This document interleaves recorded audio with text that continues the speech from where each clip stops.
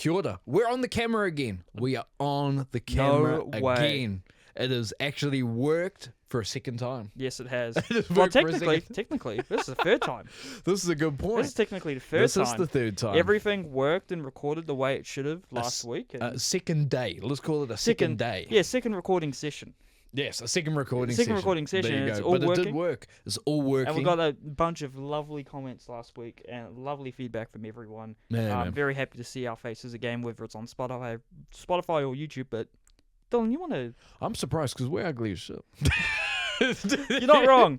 Do you want to do the actual intro now? or- Yes. Well, that was the actual intro. Well, I know, but But there we who, go. who But are no. we? What do Kia we do? ora. Welcome in to the CouchSide Sports Report, hosted by I'm going American, Oh, CouchSide Network, Simon and myself, Dylan, and we are back on the camera, looking ugly, talking sport, chatting shit.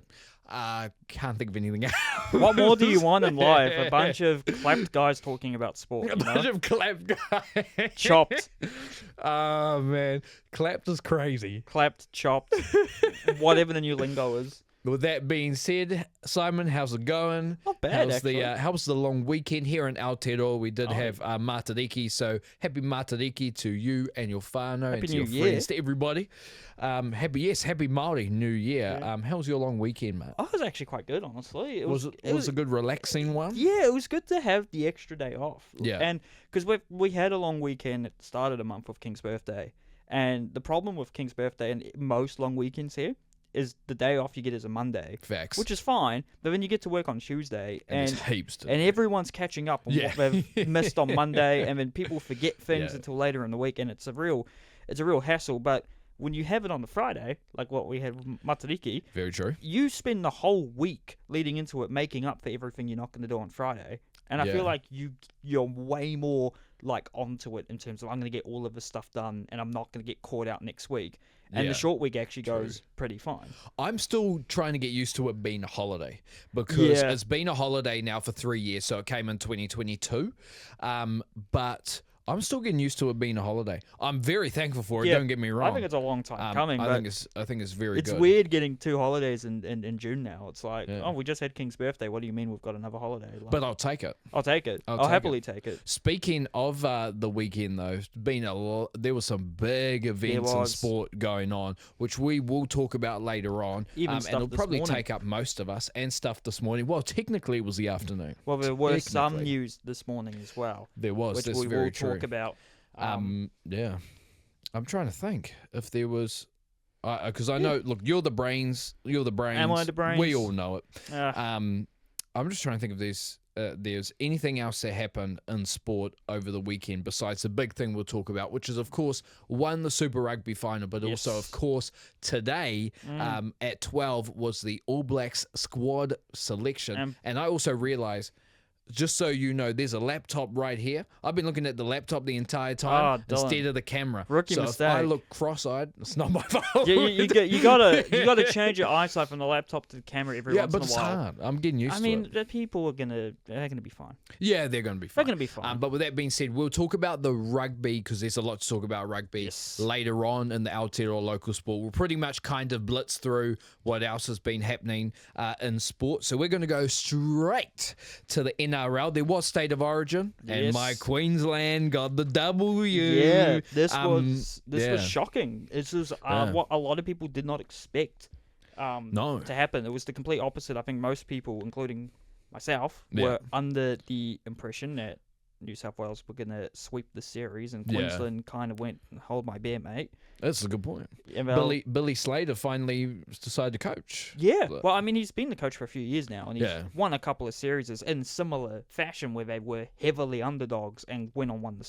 Good on to on. win the series. But it felt like you were trying to say something there. You're putting your hand down. No. I talk. I do everything. So people know because you're looking on a camera now.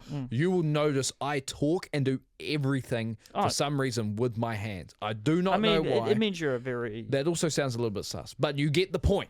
You get the point. You get the point. We get the point. Don't so worry. no, you'll know when I'm talking because you'll hear my voice. Oh yeah, for I'll sure. hear your voice. But yeah, no, very happy as a Queensland. Oh, you I was would about be. to say Queenslander. I have a lot of family in Queensland, but I am a Kiwi. But very happy, Queensland got Yeah. the win. I also think that, of course, it sets up for one of those game threes. It's going to be awesome. You do love to see a deciding game three, especially in one of the actual origin states, because you occasionally get this was technically a decider in Perth. If New South Wales won, the series was over. But it's always good when the series gets finished in either Queensland or New South Wales, Brisbane or Sydney to be specific, because you have like the fans who are still living in the state, and you got the people who've travelled over, and I know like Suncorp gets absolutely rocking on Origin or any big league game, and ANZ is the same. Origin is actually, and I'm gonna say this very carefully, but it's the only word I can think of. I didn't realize how much of a cult that Origin is. It is a cult and a half. And I understand why, because you get to represent your state, and in Australia, it's the one sport, I feel like, where the stakes are really high, because obviously the Super Rugby teams are technically state teams, but you don't get that type of rivalry. And I know the cricket teams, they have state teams, but the Big Bash doesn't have. They're not state teams specifically. There's multiple teams in each state, so it really does add that dimension to it. But if only the NBA could take a little bit of note on that. But there you go. Also, didn't realise first game New South Wales won. Guess who scored? Mitch Barnett. And then Queensland go and win, and guess who scored? Kurt Capewell. Get more Warriors in State of Origin. I think someone put online after the game that the Warriors get Origin. Facts. Unfortunately, Mitchie got injured after that Origin game and is out for the rest of the season, so New South Wales were missing him, but also missing Mitchell Moses of the Eels, and replaced him with Jerome Luai. But it was not a good night at the kick for New South Wales. They only went down 26-24 in the end, after being down 26-6 around half time. But Zach Lomax and Nathan Cleary struggling with the boot. They were struggling with it in the first game at Origin. It did not get better in the second. Missed kicks would have given New South Wales the win and the series, but they will have to go to Sydney for a decider. But Kurt Capewell did play very well. His selection at first was questioned a lot by the general public, probably people who weren't keeping a close eye on Warriors games, but he was definitely great for them. And his presence was most likely missed for the Warriors as they went down to the Panthers. Now, Origin 3 is on Wednesday the 9th of July, which is in like 2 weeks, roughly. So in between the first and second All Blacks test matches for you Union fans. 10 p.m. kickoff like usual. It's the one thing I don't like about Origin. Every Origin game is on a Wednesday at 10 o'clock at night. So it makes it a bit rough on the Thursday morning when you get up and you're like, oh, why did I stay up till midnight to watch Origin? But usually it's a good game, so you don't really complain. True. But speaking of the actual NRL, the Warriors did go down at home to the Panthers by 10 points, I believe. Maybe I might have to score down here wrong. No, it was 28-18. 28-18 was a good start from the Warriors, but unfortunately the Panthers were just able to, force the Warriors to not really do anything with the ball, got down the field very quickly themselves. A very, very rotated Panthers team with no New South Wales, with mostly guys playing New South Wales Cup with all the Origin guys off and having some guys injured. The Warriors did have some injury concerns during the game as well. I know Neil Corday went off for an HIA and then come back. Dallin Watene-Zelezniak went off injured, which is not good because he's already missed most of the season with injury and he's only just came back. So it wasn't great for the Warriors. Obviously missing Mitch Barnett has been, we've won. This is the only game without Mitchie we've lost this season. Yeah. But it's still not ideal. It still wasn't ideal not having him, and then now not having Kurt Capewell probably didn't help. We still had Kurt Capewell was one very similar to Mitch Barnett in the sense of just his defensive work is awesome. He does all the stuff that goes under the radar. Absolutely. And that's whether he's playing at centre or at, would you call it a back rower? He's a back or a rower. lock. He's he's a loosey. He'll play the loose forward position. Yeah. It's if I can remember correctly, because I've had to remember. So going from 8 to 13, got prop, hooker, prop, loose forward, lock. So 11 and 12 are both your loose forwards, and then 13's your lock. Yes. And then you got 2 props and a hooker.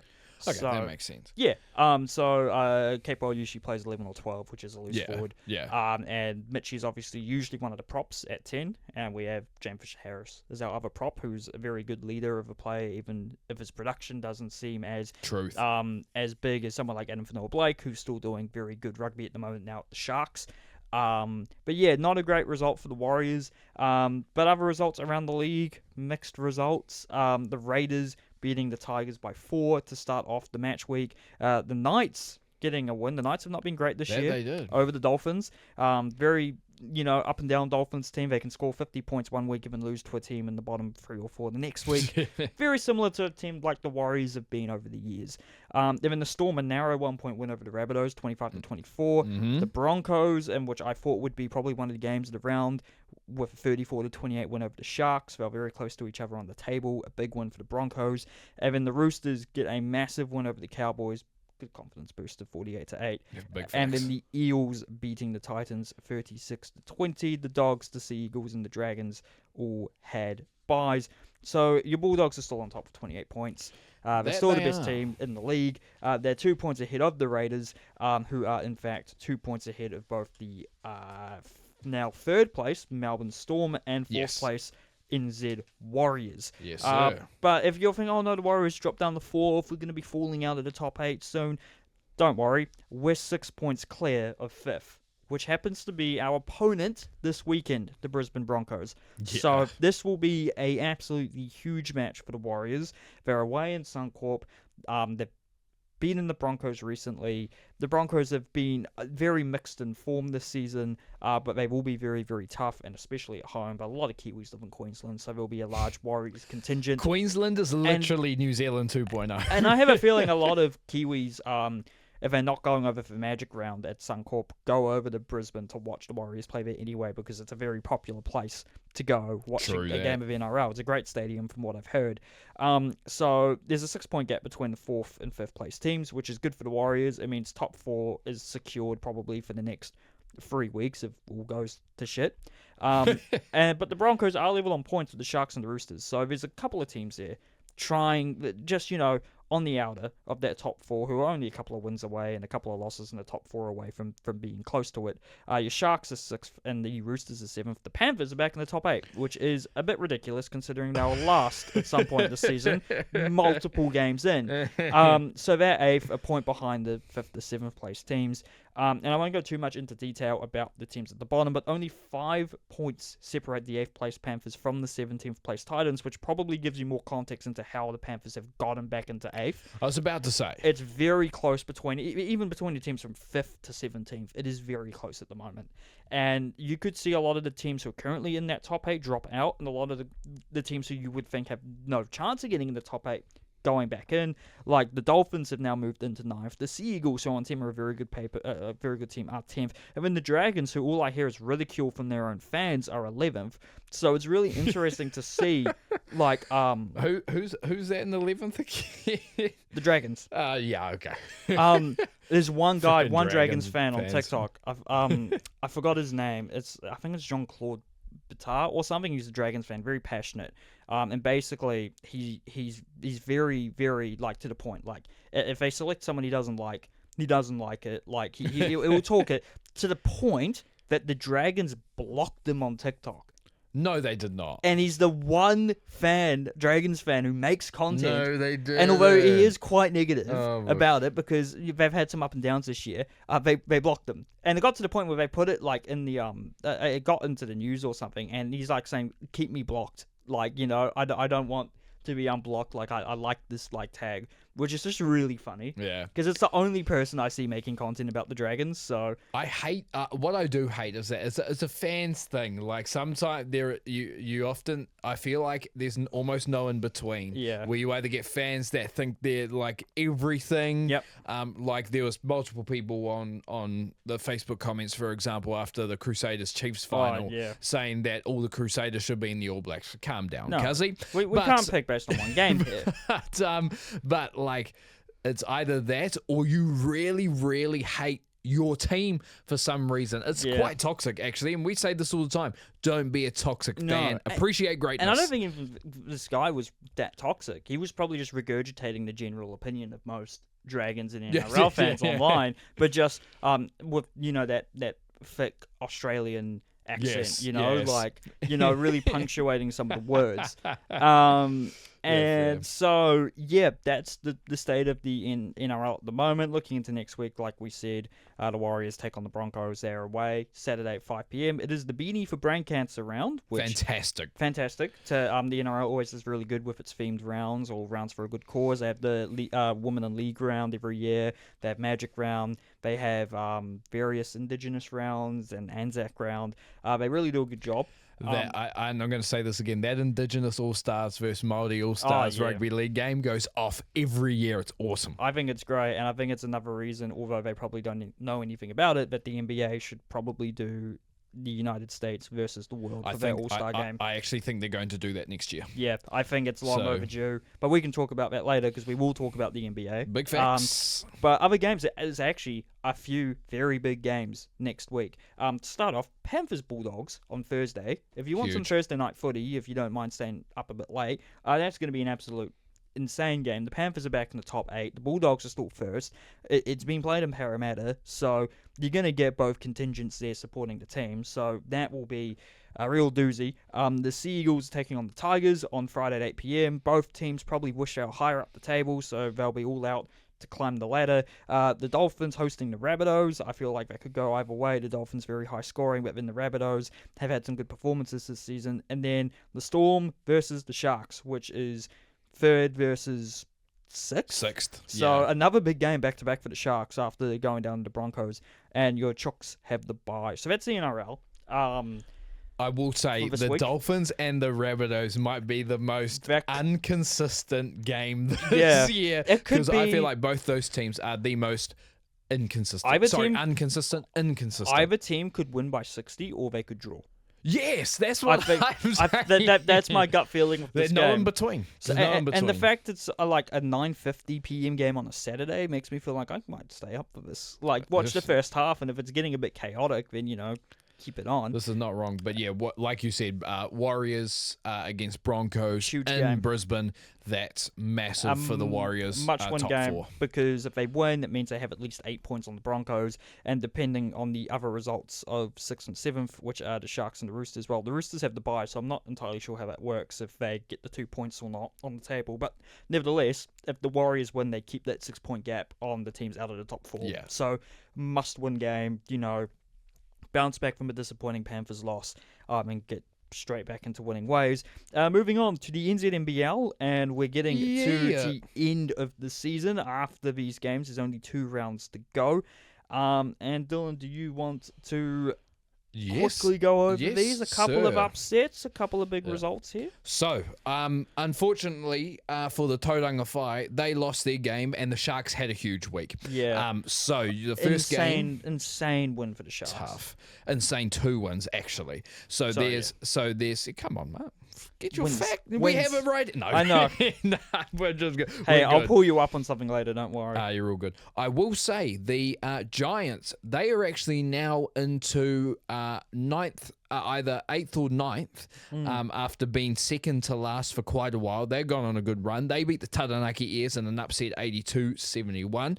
The Canterbury Rams started the week this week on a flamer, beating the 2-14 Otago Nuggets 113-59. Then the Southland Sharks got one of 2 big wins, pretty much sending the Hawks close to, if not out of that top 6 contention by winning 92-76. The Franklin Bulls, after a huge losing streak sending them down, they are back up again, and the Taranaki Airs, not a good week for the Bros. No. The Franklin Bulls win 96-83 at home. The Wellington Saints played the Tauranga Whai in Wellington. Wellington Saints are second. I wish the Tauranga Whai would have won this game, but I did expect them to lose it. Funnily enough, with this game, I forgot what day it was, but I was Saturday. It was on Saturday. I think I was watching the Super Rugby final with my mates, and I quickly changed channel to Cruz's team's playing. Oh, let's see if they're doing it against the Saints. And I think by this point they were already down by about 25 points. I was like, I'm not going to change the channel. Unfortunately. Just not their game. No. Wellington Saints are class. 103-77 to the Saints. And then the Southland Sharks get their second big one, and it's another huge one as well against the Auckland Tuatara, 86-80. And then the last game of the round was a great game. The Jets beating the number one Rams, who were on a 10-game winning streak.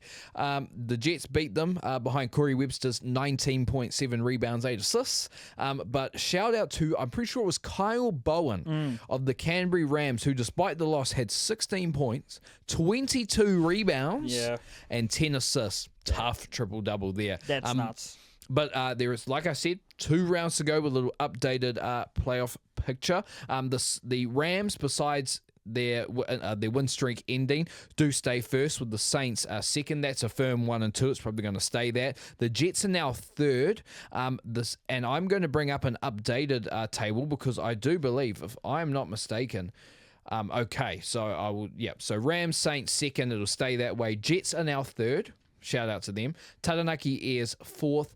The Southland Sharks, who were, I think, actually fourth for a little bit, are now fifth. And the Auckland Tuatara are sixth. But you've got the Franklin Bulls, Tauranga Whai, hot on the heels in 7th and 8th. And you've got the Giants and the Hawks on the same record in 9th and 10th. This is going to be a tough one for the Whai, for my team. This one's going to be tough. A bunch of results will have to go their way, and they'll have to probably play out of their skin for the next couple of games, or one game, depending. So it's 2 rounds. The Tauranga Whai have 3 games left. So for the Tauranga Whai to make the top 6. So next week, the Nelson Giants versus the Auckland Tuatara. I imagine the Tuatara will win that, but the Giants are on a roll. So if they win that, that's better for them. Franklin Bulls versus the Manawatu Jets. You'd hope, as a Whai fan, the Jets win that. Then the Whai go to South. So they go to Otago You got first. a team on hot form, They go to Otago. They play in Otago. They'll have to pretty much win their last 3 games. And then on Sunday, the last game of the round next week, guess who they're playing down south? The Southland Sharks. And that will be tough, because they're under really good form. Yep, and shout out to the Southland Sharks, man. Honestly, for the last few years, they've been, let's call it wooden spooners, if not close to there. Jonathan Yim, I think it's Yim, their coach, has come in. He's done a job.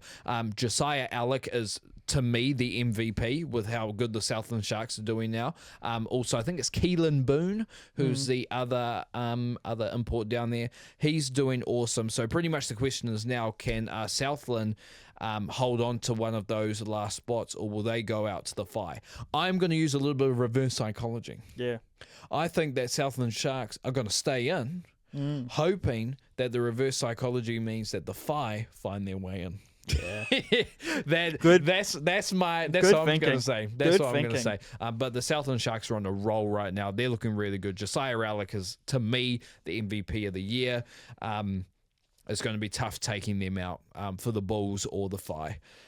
So we'll see what happens as that goes on. But that's a little bit of a wrap of the NZNBL. I might just move straight on to the netball very quickly.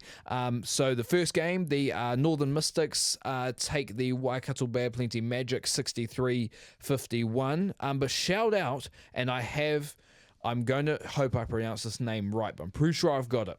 20-year-old rookie goal shoot Sophia Lafayette. Sounds right. Let's go.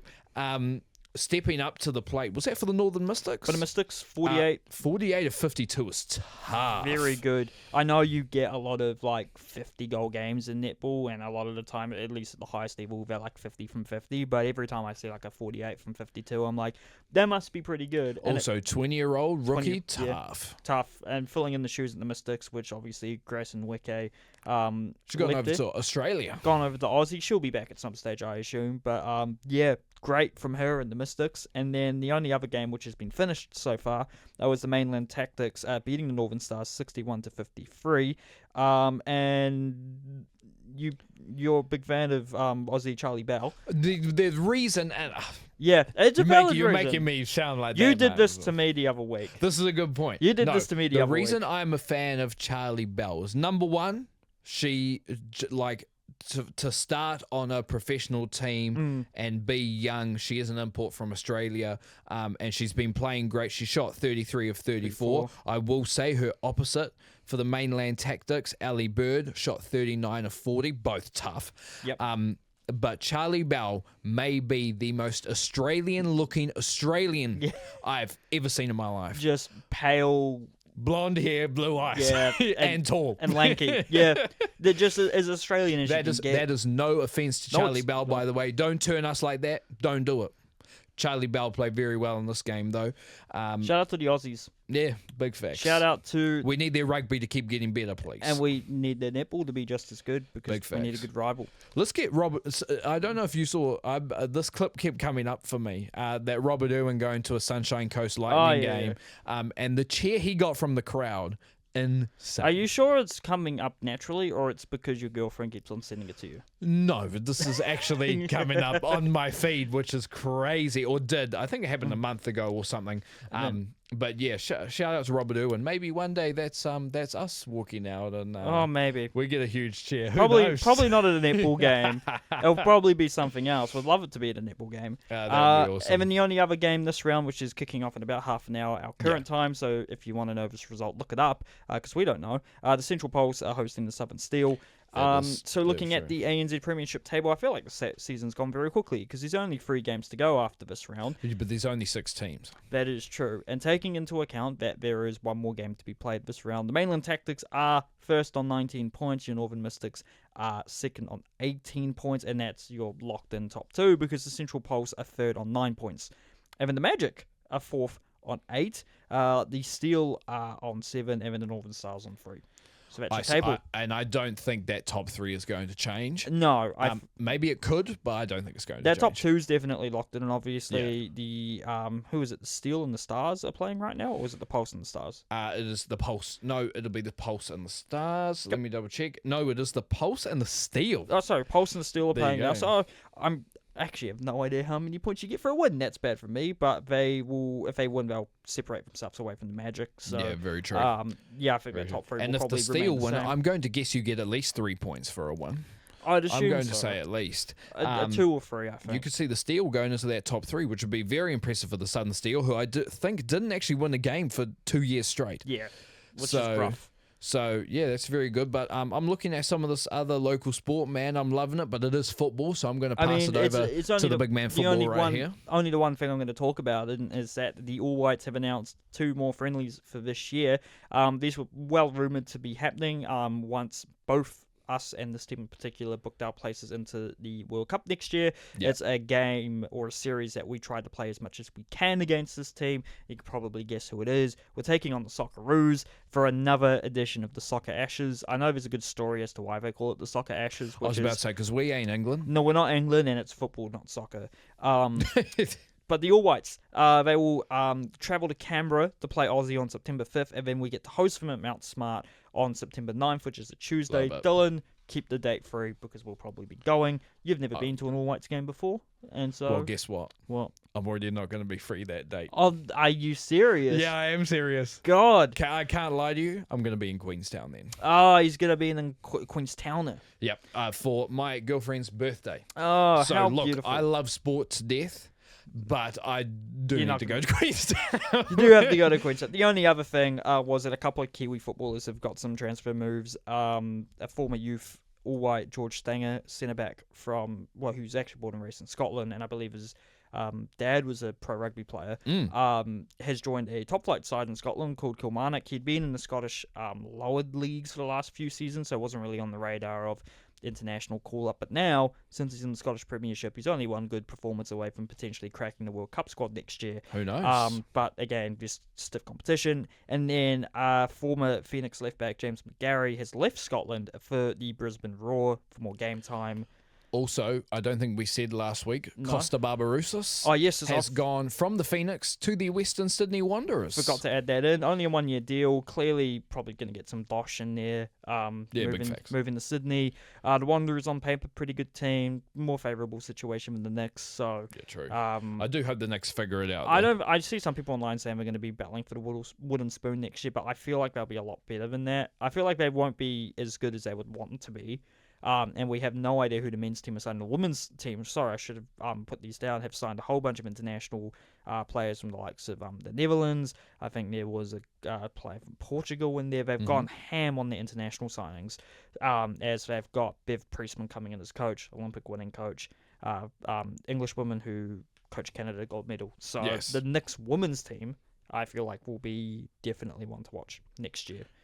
Absolutely. But we should move on to the big thing in Aotearoa. The rugby. The rugby. And I feel like we'll actually be quite concise with our review of the Super Rugby final. We will be concise of that, but not the second thing. No, well, we'll see though. I feel like all our main points are pretty easy to talk about here. Yeah, big facts. And on Saturday, the Crusaders hosted the Chiefs, and although it looked like at the start that maybe this was going to be when the Crusaders had that winning streak snapped at home, it wasn't to be. The Crusaders coming out 16-12 over the Chiefs. And to start off, those Crusaders, they just know how to win those small moments. Facts. The small moments. And even despite at first, the Chiefs scrum dominated theirs for like the first 10 to 15 minutes. It took over, and it wasn't even close from after that. Yeah. I know we have this written down further down, but I'm just gonna say shout out to Fletcher Newell, who, despite the fact it was reported he was injured heading into this game. Oh, he was injured. I'm pretty sure it came out that he had like a grade something MCL sprain. He played 80 minutes. Tough. I don't know how he did that. Named in the All Blacks, unsurprisingly, but we'll talk about that later. Jump the gun there. But yeah, the Crusaders, they just, they were able to nitpick the Chiefs at just the right moments. Will Jordan was great under the high ball. In big games from Severies and David Haverley, they had very important big games. I feel like for the Crusaders, they are big game players. They've done it before. They'll probably continue to do it again for the Crusaders. I'd love to see that happen in a black jersey as well. But that will only have the opportunity for one player to do that this year. We'll talk about that later. And then Rivius Reihana, who was third choice, really, 10 this year, before the injury to Taha Kamara, stepping up and playing very well. Big game for in him. His first big final at Super Rugby level, because Kamara would have started the season for the Crusaders at the starting 10, and then James O'Connor was always the backup. So they only brought on Reihana in when Kamara went down, and they kept O'Connor as the backup. That's going to be an interesting conversation for the Crusaders next year. Now they'll have both of them. This would all change, of course, if Richie Mo'unga comes back and plays for the Crusaders. But he's not coming back next year. So No. they still have a year of whether they want to go with Kamara or they want to go with Reihana long term. Tough competition there, man. When Because Mo'unga- Reihana played very well. But also, if Mo'unga comes back in 2027, he's not coming back for more than a year. He's not. Yeah. He's not coming back to play another 4 years, because he's not going to be going to the 2031 World Cup. Let's be honest. He's come back to reset his eligibility for 27, and then he will go off again. Probably back to Japan. Probably back to Toshiba, because they'll probably want to give him the same amount of money. True. So that's why I'm saying, if it's a 1 yearer, what happens? Mo'unga at Moana. Yeah. I'm starting that's a new catchphrase. You're not the only person who's been bringing it up, but I just feel like they won't be able to fit him and Artie in the team. I feel like there is going to be restrictions preventing that, because Karanto Moifalau hasn't even been named as an All Black yet, but he's leaving because he could be. And they've had Almoa, Tawatawanawai, and I think another player leave in the past because there was the possibility they would play for the All Blacks. Well, So one of those guys you just named is about to play for the All Blacks. But we'll talk about that later. But I did a little, I want to say, before that point, in terms of the Chiefs, I think Tupaia and Tupou both played great games. As I've said, Tupou Vaa'i, and it's a hot take for some people because most people go D-Mac. I think Tupou Vaa'i is the best player on the Chiefs. I think he absolutely is.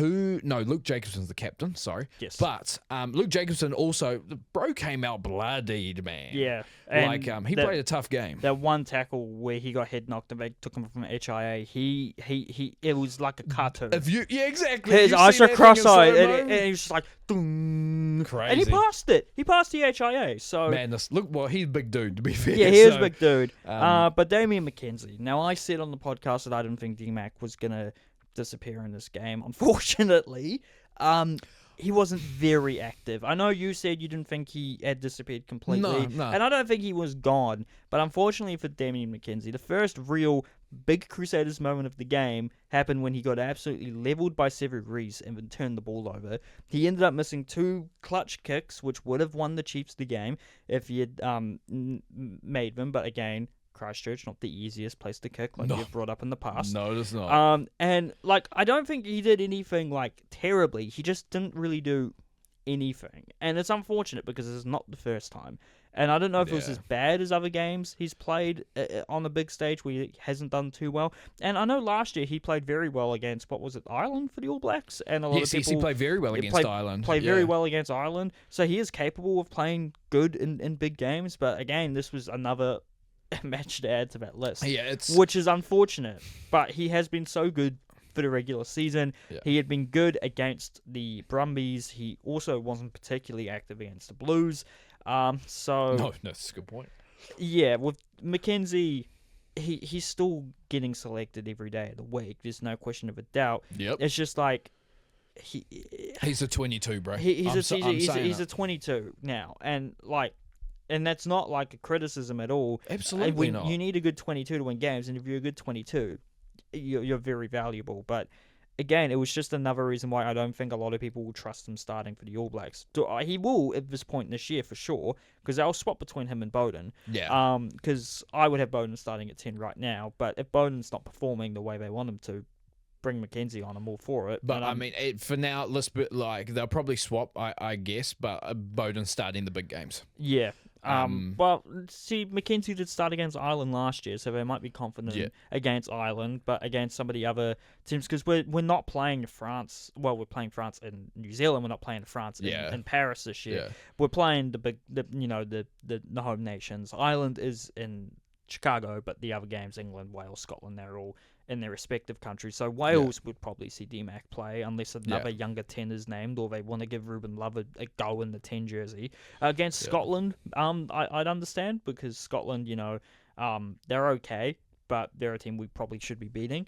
True. But yeah, and also the Chiefs back row, pretty much like you've said on here, they got shut down for most of the game. You didn't really see a lot of impact. The back row, back three. The back three, sorry. Yeah.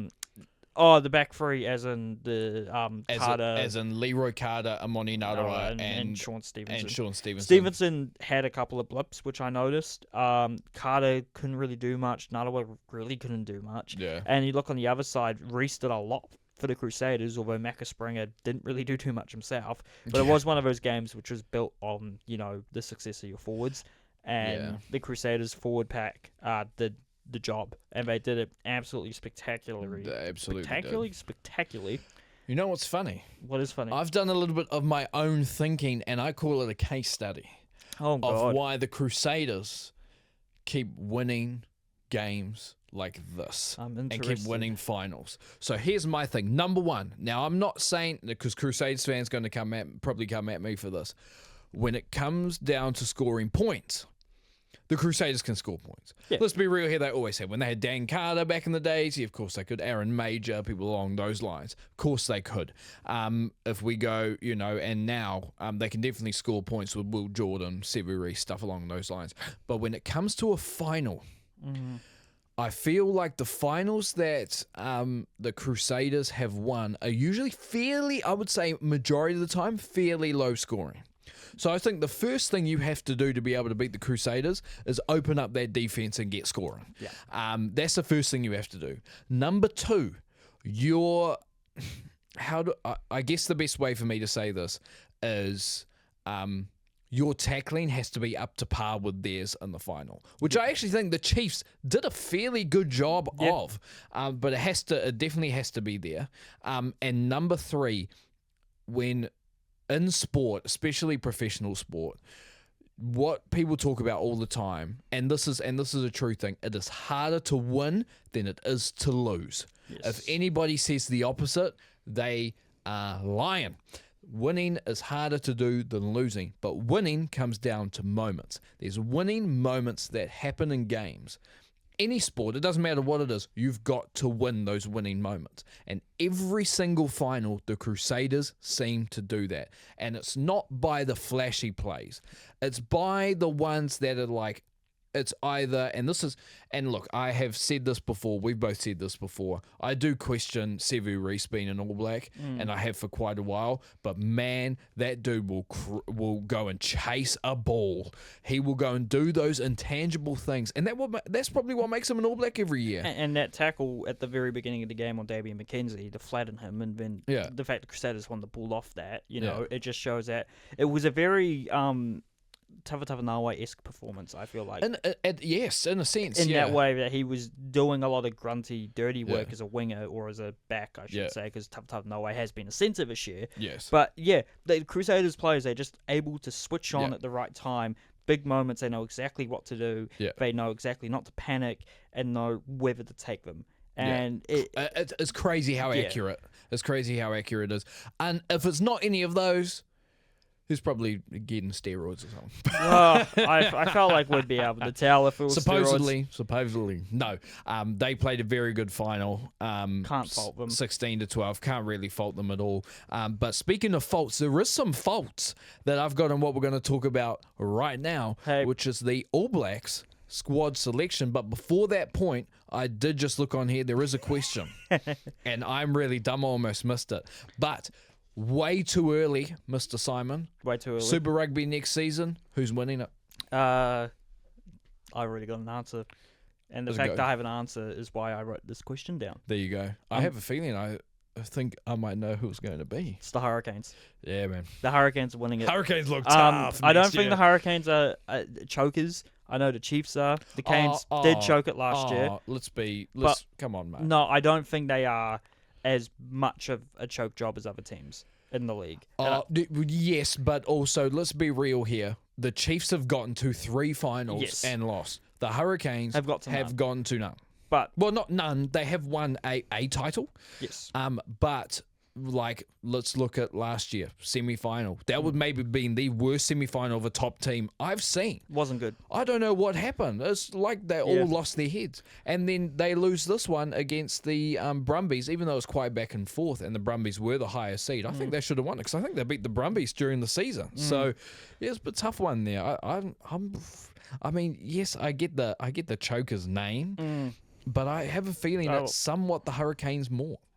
So the reason I've gone with the Canes is that they are losing some players next season, but they are gaining a Geordie Barrett. Yeah. They are gaining a full season of Brett Cameron. They will have a full season of Ruben Love and Brett Cameron as your 10 and 15 combo. They will have Cam Roigard. Their centres are quite frankly scary when you add Geordie Barrett back into the mix, and you already have Riley Higgins there, and you have Billy Proctor on the other side with Balin Sullivan, and then you have Punavai on the wing, and Finney and Noho on the other wing, and then you probably have still have Kenny Naholo. I believe Kenny Naholo will still be there. He could move, I'm not sure. You have Callum Harkin as a backup fullback. You have is it Harry Godfrey? Harry Godfrey as your other fly half. Yep. And then your back row, Kiddifi, Lakai, Yosei, Shields, Devin Flanders. You are getting Warner Durns for a year from Japan, who will be awesome. You've got Tyrell Lomax, you've got Al Moore, you've got Tossi and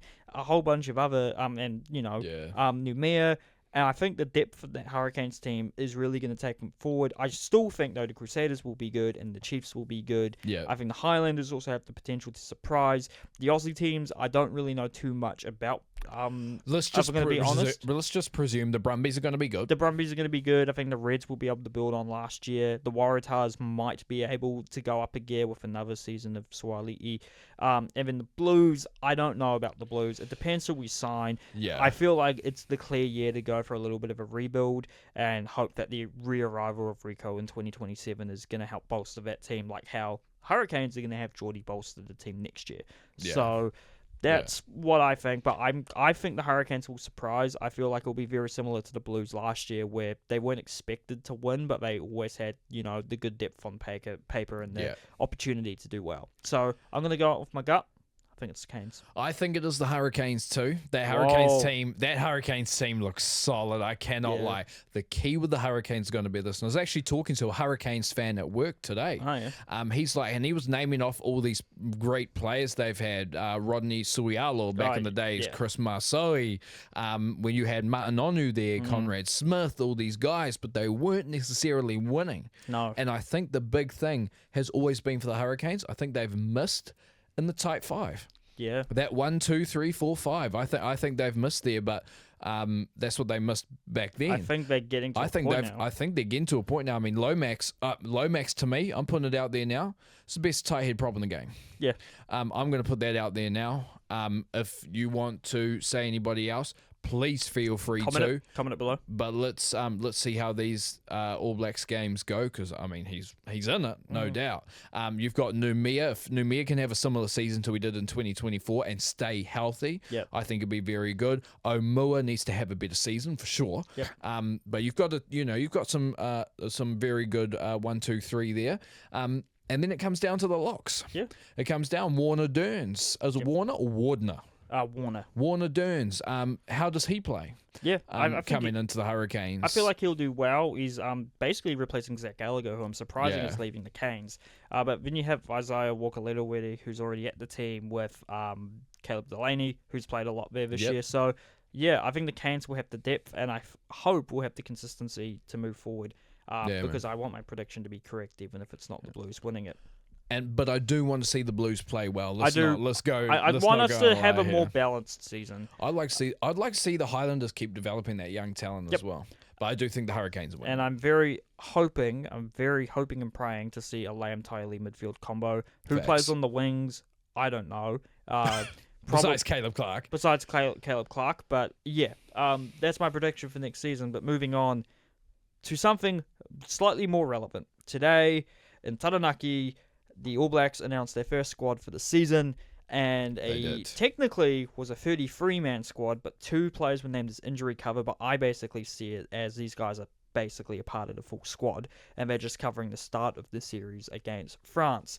I was supposed to tally up the amount of forwards and backs in each team, so let me just do some mental math quickly. So that's 9, 13, 18, 21. They only named 22 forwards instead of 25. Because I'm just going to spoil it here. They named 6 centres, but we'll get to that when we get to it. The hookers. The first 2, no surprises, Cody Taylor and Samisoni Takiaho. No surprise. But the third choice, I went with George Bell, because I assumed Asafa Amoa was injured, which he is. You also went with George Bell. Yeah, because he got picked last year. But they actually went with another hooker who was called up last year because of injury cover, Brodie McAllister of the Chiefs. Did. And honestly, I understand this and I get it. He played more than Bell this year. He filled in for Samisoni very well at the Chiefs when he was out for quite a bit of the season. And he's obviously been in the environment briefly before. He's a former Crusaders guy who I don't think that's really played much into that selection, in my opinion. Come on, Kaz. Who else would be selected over him? That's the question. I'm still saying it. I don't think. I think based on the other available players, it was him, Bell, or maybe Moananu. But Moananu, I would have liked to see him selected, but the fact Bell got him out of the squad when he was healthy. I just don't think that was likely. And then in the props, we do get a new loose head prop. No George Bell recall. The other 5 props we correctly guessed: Stephen de Groot, Tamaiti Williams, Tyrell Lomax, Fletcher Newell, and Pasilio Tossi. But it's a guy you were very, very high on. And I was also quite high on him too. Ollie Norris, the Chiefs, gets that nod. Well-deserved, being a starter at the Chiefs. Big well-deserved. Very good. The Chiefs scrum has been decent this year, so very good to see him rewarded. And then the other 5 props all make a lot of sense. They did note that Ofa Tuangafasi was unavailable for selection, which makes me feel like that Ofa will be back in the squad later this year when he is healthy. And then the locks, we guessed this completely correctly. I think everyone guessed this correctly. Scott Barrett, your captain for this year, with Patrick Tuipulotu, Tupuvai, and another new cap, the third new cap already, Fabian Holland. So that was really good to see. Holland's been talked about for a few years now as a potential All Black. Came all the way from the Netherlands on scholarship in high school, and he's stuck it out in Otago and now the Highlanders, and now he's going to be an All Black. All Black, man. Love to see it. Now, this is where it gets very contentious, and me and Dylan definitely have some words to say. Loose forwards. Razor named 5. I don't know how you can name 5 loose forwards. He claimed that one of the locks is cover, and I assume he's talking about Tupou Vaa'i. Tupou Vaa'i. But come on, Tupou Vaa'i is our starting lock. I wouldn't call him loose forward cover as well. So he has gone for a player neither Dylan or I named in Sammy Penifino, who has a very mixed reputation online. You get people saying he's been brilliant, and you get people saying that he has not been good at all. Yeah. I think he's somewhere in the middle. Then you have one of the vice captains, Anadi Savia. You have Wallace Satiti and Luke Jacobson, all existing All Blacks. And then he does actually get named based on form, and I was happy to see him named, and that was Duplessis Kirifi. Big facts. But you've probably noticed just named 5 loose forwards. I'm not naming any new loose forwards, apart from one of the injury covers, which is number 8, Christian Leawilli of the Crusaders, another player that we all thought was going to be an All Black. We didn't expect it to be so soon. He's technically injury cover, but I'm guessing he's basically a full member of the squad. Yeah. What this means, Dylan, is that a number of guys have missed out. Yeah. On the more lower end of things, Hoskins Tutu missed out, Simon Parker missed out, and Cullen Grace missed out. Those are like you're on the fence. Like maybe if they had a really good run of form and there's a couple of injuries, you'd bring them in. Yeah. But there's 2 players in particular who have missed out of selection. One of these is supposedly related to a future move. The other one is just unfortunate circumstances on how many loose forwards they named and the form of other players. The first one's Ethan Blackadder of the Crusaders. I thought he was going to be a shoo-in, considering he is a former Razor guy, considering he's played well at 6 for the All Blacks last year under Razor. Yes. And he has been playing this year. He hasn't been as injured this year. He's played 6 and 7 this year. He can play 8. The fact he didn't get named, I think, is a bit surprising. I would have had him over Sami Penifino, although I kind of understand why they've selected Fino over him, because he is younger, he is still developing, and we were patient with Shannon Frizzell, and look what happened. Frizzell ended up turning out to be the best blindside we'd had since Jerome Kano. So, not better than Kano, obviously, but the best since. Although, shout out to Liam Squire. He did a good job beforehand.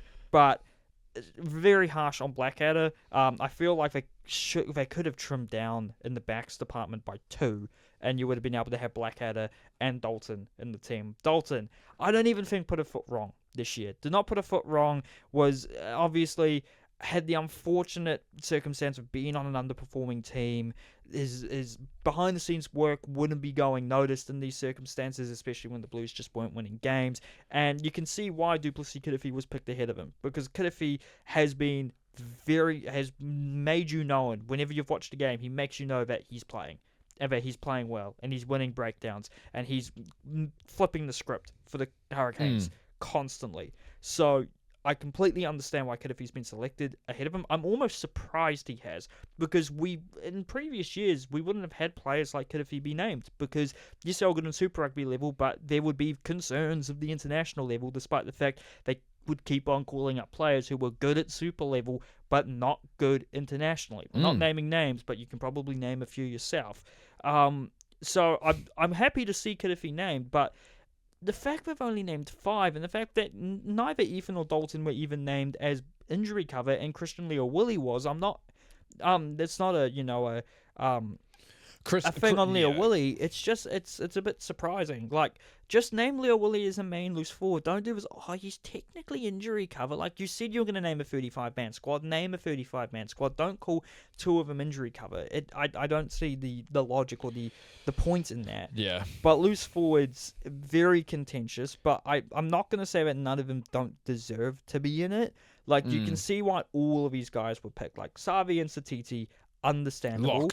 Locked in. Kirifi based on form, Jacobson based on previous experience in the All Blacks and his versatility, and probably slightly better form than Dalton. And then Sami Penifino, again, he's an out and out blind side. If we do want to play Savi at 7, we're probably playing Satiti at 8, and we need a bigger guy at 6. And Fino does fit that. Unfortunately, there's not really anyone else who was fit. Simon Parker reportedly injured, and I think probably wasn't really in the hunt for it. But you had Ethan Blackadder. But again, Ethan Blackadder is supposedly on his way to Japan. It's been rumoured. We don't know for sure. It could be Tom Christie who ends up there instead, because the rumour was just the Crusaders Lucy was going forward. And also, of note, there was one loose forward I have not named yet, Target, who was not considered because of injury, and I assume will be back in the squad later this year, and I hope he is, because they've dropped the ball on him if they don't name him, is Peter Lakai. Didn't even know he was injured, wasn't named because of that. Yeah. They didn't mention that till the end, and I realised when they were releasing the squad that they hadn't named Lakai. I was like, you've got to be kidding me. You've not named Blackadder, Lakai, or Dalton. And turns out Lakai was the only one of the three who got named as a cannot be selected because of injury. Yeah. So I know you have a lot of opinions on the Lucies as well. I've done my dash talking about this. Oosh. Are you on the same boat with me that you can understand the logic between all of them, or are you very against some of these picks and don't feel like you understand it? I'm not against any of them. No. Like I did, the only one I might be against, and to be fair, I've personally never really been a fan of his game when it comes to the All Blacks. I think he's kind of, I'll be real, shit the bed every time, and he's been there for the last couple of years, which is Sam Penifino. But look, I went back. It was funny. I was looking at some stats and stuff like that. And let me just say, stats don't tell the whole story. But let's be real here. Sam Penifino fits the look of a number 6. He's a big guy, but also very involved in lineouts for the Chiefs. Yep. Very involved, which I think is an option there. Does carry the ball up hard. Although I think there's a lot of guys in the squad that carry the ball up hard. Hello, Ardie Savia. Yep. But look, you do need specialists there. I have said that, look, you do need specialists there. I'm actually extremely happy that Christian Leawilli is... Look, he's a full part of the squad. This injury cover crap. Yeah, I don't understand the logic behind that. Like Christian Leawilli is... I thought he would be in the All Blacks next year. Yeah. But look, he's a specialist 8. But yeah, I think looking at this loose forward trio, I think that Razor's setting up to play Ardie Savia at 7 and Wallace Atiti at 8. And I don't blame him, considering Ardie's form this year. Yeah, because to me, Luke Jacobson's definitely your number 20. And then if I honestly think, and I hate saying this because he's been in fantastic Super Rugby form, but I do think if they have a 6-2 split, I actually probably think they're bringing in Sam Penifino instead of Duplessis Kadhafi. But Kadhafi definitely deserves a spot. He's been awesome for the Hurricanes this year. If they have a 6-2 split, Fino starting at 6, so you had Jacobson and Kadhafi. Oh, yeah. Sorry, you're right. That's a good point. But yeah, naming 5 Lucies, I think, is mad because it's a very physical position. It's 2025 for crying out loud. I don't think any other teams are doing this. No, I think the only team probably doing this is South Africa, but it's because all of their locks are also loose forwards, and all of their loose forwards are also locks. They have that luxury to do that because all of our loose forwards are 6'7" and can also play lock. Well, what I actually think the thing is here is I don't actually think they picked Duplessis Kadhafi or Sam Penifino over Dalton Papali'i. No. What I think they did is they picked, and we'll go into the backs, is they picked a centre over having Dalton in the squad. 2 centres. Yeah, 2 centres over having Dalton in the squad. They probably only needed 4. Yeah, which is madness. Yeah, absolute madness. It's a madness. What do you mean you'd pick 5 loose forwards and 6 centres? Like, yeah.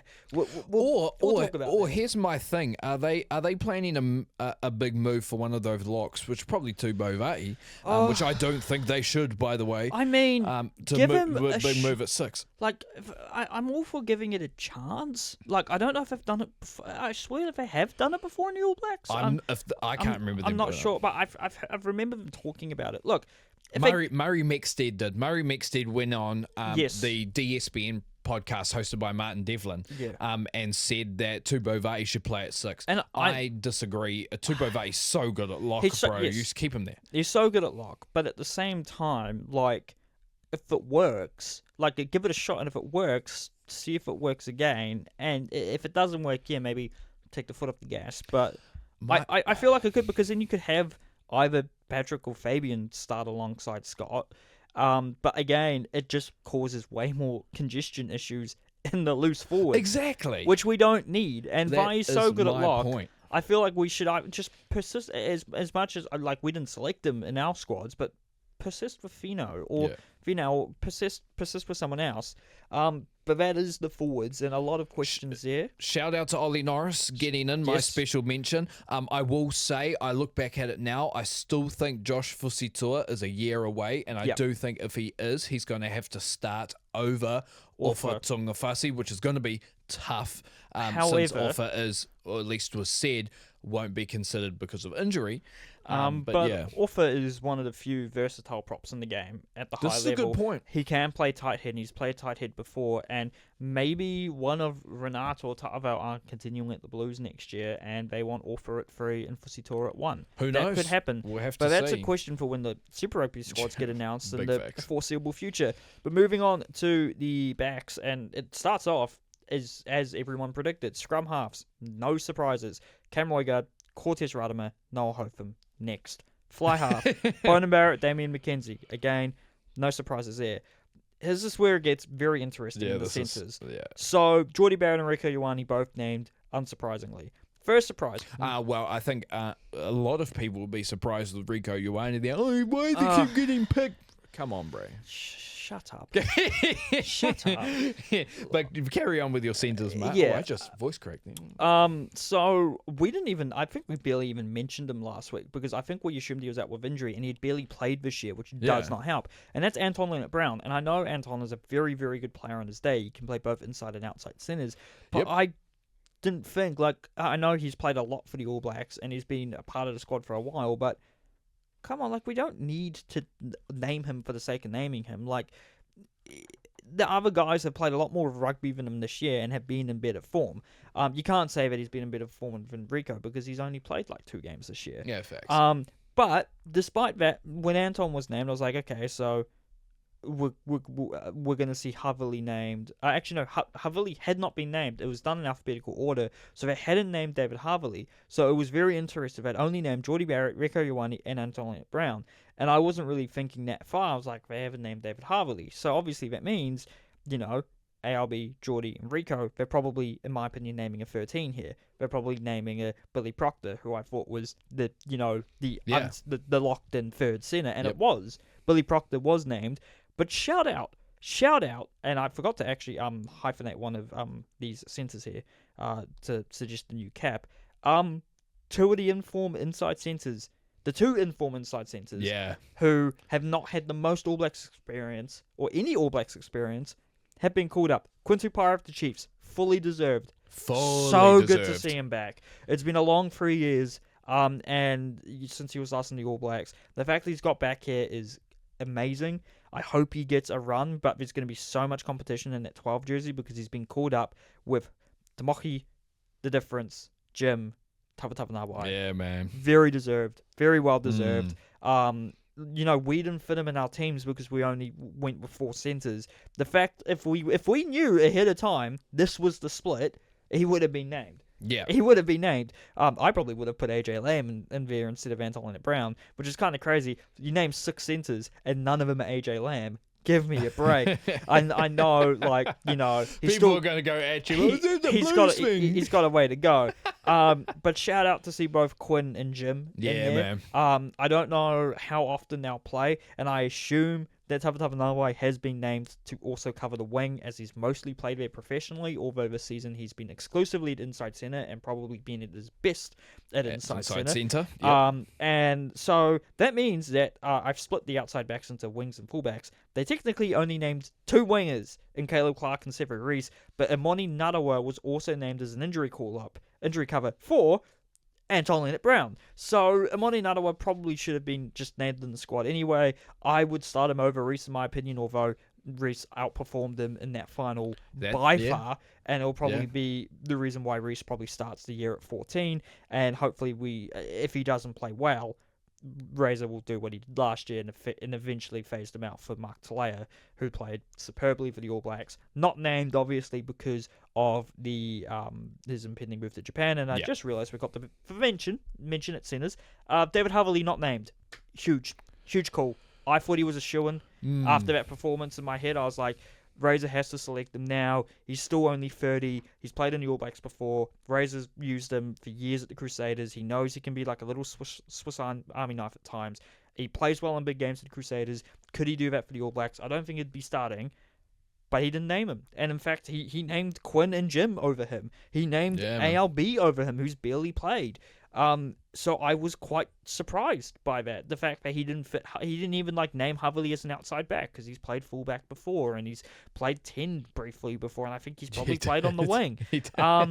So I was quite surprised. I don't think we've seen the last of David Havili in an All Blacks jersey. I feel like he might pop up later in the year if there's injuries or if they want to try something else. But no David Havili, quite surprising considering he named 6 centers. Because if you told me yesterday or last week, Razor's naming 6 centers in his All Black squad, I'm thinking, well, one of those is definitely David Havili. Yeah. And it's not. So I was surprised at it, because I thought, like you said, I thought he was going to go, he's that Canterbury guy. He's he's like, that's Razor's son. He's what I mean? He's not named a single Crusaders centre down there. And they have Braden Ennor, who did impress a lot of people in the tail end of the season. And although I don't think he was playing amazingly this year, one-time All Black Dallas McLeod is at the Crusaders. I mean, the Tavatavanawai before Tavatavanawai, in terms of a Moana Pacifica centre who everyone thought was going to be an All Black after, leaving Moana, was David Armour. Levi. It was Levi Armour. Not David Armour. Levi Armour. Hey. Oh, God, I'm getting my names mixed up. Yeah, but that being said, look, I do love that both Quinn Tupaia, and even though I said he wasn't an All Black at the start of the season, I do love that Jim the Difference, Tavatavanawai, did get selected. Let's just fingers crossed here. He gets more than just 1 or 2 appearances, like his countryman Peter Gus did a few years ago. Yeah, man. He gets a solid run. He gets used properly. I don't think he starts over Geordie. Because Geordie hasn't actually played that full of a season. He had a break in his season to mirror the one he would have had in New Zealand, so he could play for the All Blacks. But Tavatavanawai, I think, is the 23. I think he is absolutely the 23 for the All Blacks. Do you really think he's playing the 23? Yes. This early? Yes. Because you look at every other name on that squad. Yeah. Who is, in your heart, are you super confident could do the job at centre and wing off the bench? Because I know. The only person. I think, and this is because what I actually think they might do, and I hate they're doing this. a 5-3 split. Only if they're doing a 5-3 split, he's the 23. If we're doing a bomb squad, which kind of looking at the selection might be the case, but if there is, I kind of hope we're not, because that's not really our game. If we're naming 3 backs, I think he's the 23. Because if you look at the wingers, Clark hasn't played centre. Reese very briefly played centre, not a centre. Yeah. Nadawa, the same. Briefly played centre, not a centre. Yeah. Your fullbacks, neither Will Jordan and Ruben Love have played centre. Then you look at your centres, which ones have played wing? Geordie Barrett, maybe very early on. No. Yeah. Rieko Ioane, yes, he has. Not in a long time, but he's probably going to be starting. If he gets dropped for Billy Proctor or another centre, highly possibly he's the 23, and would probably be a very good 23. Yeah. Again, Billy Proctor, he's not a winger. Quinn Tupaia has played on the wing, but he's not really a winger. But then you have Jim and Leonard Brown, not a winger. Although Leonard Brown's pretty much been the incumbent 23 for the last 2-3 years. He has been the 23, but since he's injured to start it off, I'm picking Jim to play to 23 in the first test against France. You know what I think is going to happen? What do you think? And I hate it. I hate that I'm saying this. Would 6-2? No, I think we're going 5-3. Yeah. But guess what? Do you think it's a double fullback fly half situation? No. I think Proctor's starting. Do you think Proctor's starting? I think Proctor's starting. I'm not upset with that. I'm not upset with that. Don't like saying that, because I think Rieko Ioane, especially towards the end of the season, has played pretty good. Yeah. But I'm looking at this rest of this team, man, and these centres. What I'd actually love for them to do, and I've said this, and I'm going to continue to say this until it happens, play Geordie Barrett at 13, so he can get that ball out to the damn wingers, which everybody keeps complaining about. Play him at 13, get somebody big there, get a big hard runner there at 12. Is Tavatavanawai that guy? Who knows? Do you put Billy Proctor at 12? Do you play Tupaia at 12? Do you put Tupaia at 12, which would probably be my thing for 12 if Geordie Barrett's moved out to 13. But I think if Geordie Barrett's staying at 12 and you're putting a 13, I can't lie to you. I actually think Billy Proctor might start. And if that's the case, then Rieko Ioane is my 23 for sure. Yeah. But if Rieko Ioane is starting, I've got Jim on the bench. I'm interested to see if Razor does that with Tavatava Nawai being like a debut guy and he does it in big games. Yeah. That's what I'm thinking. I'm thinking, do you play Tavatava Nawai this early at 23 in big games? Yep. That's what because that's the thing, right? I think you could. I'm not saying he can't. I think he's played great for the Highlanders if he was this named year. as the 23 in the test at Eden Park against South Africa, I would not be nervous. Fair enough. I would not be nervous. I'm not saying he would dominate the South Africans, but I'm just saying I wouldn't be nervous or upset. I necessarily wouldn't be depending nervous on either. who's starting in the centres. I'm just think it depends. And now here's the thing, right, with this whole squad, because we've been going on for ages and we've still got the international to go. It's really only one sport in the international. Yeah, that's a good point.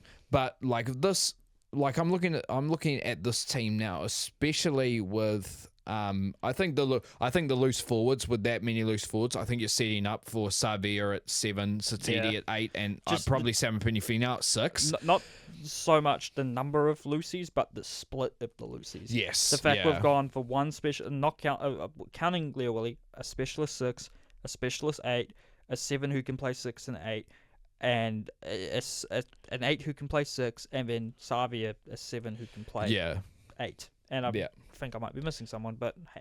Yeah, and then with and with these backs, I think it is. I'm looking at it now. I think it is setting up. I think it is setting up for Proctor to start or eventually earn that spot and have Ioane at that 23. And but I have no problem with Tavatava Nawai there. I just hope. Once again, and I'm going to continue to say it's the only concern I have, and it's not even about Tavatava Nawai. No. It's about what we do with players like that. But he's got to have chances. I have a feeling that criticism, or that potential criticism, has been well voiced by a lot of people, and I hope so. And I don't think Razor would willingly do that. I feel like he, Legend of Marty, I think it was Legend of Marty Banks, actually screenshotted a post he put up 3 years ago about Tavatava Nawai, when he was playing for the Mako, before he'd moved to Moana, I just spotlighting him. He was a part of a wider Crusaders training squad in 2022. Razor had his eye on him 3 years ago when he was playing for Tasman and playing club rugby in Nelson, or that area. Obviously, I did not know. He ended up going to Moana and then ended up going to the Highlanders, but he had him on trial, and maybe they just couldn't fit him in because that backline at the time was basically the same Crusaders backline. Yeah. The centers, you had, Enor and Havili, and I think Gucci was still there. Yeah. But, he would have been a winger at the time. Obviously, you had Reese, you had Bridge, I think still, and a bunch of other players. But fullbacks, Will Jordan, Ruben Love, again, easy peasy. That was going to be. I will say, there are some, of course, I want Dalton in that squad. I think it's a criminal offence that he's not there. It's criminal, but it's understandable. But in saying that, I do think that Razor this year compared to last year, and maybe he's getting a little bit more comfortable picking his own, his own players. He's gone with a lot of Super Rugby form here. Yeah. Duplessis, Karifi, instead of going safe, of course, Tupaia, Tavatava Nawai. I do think that, Christian Leawilli being injury cover. And then also Ollie Norris, you can argue, has been selected on form as well. Ollie Norris, Fabian Holland.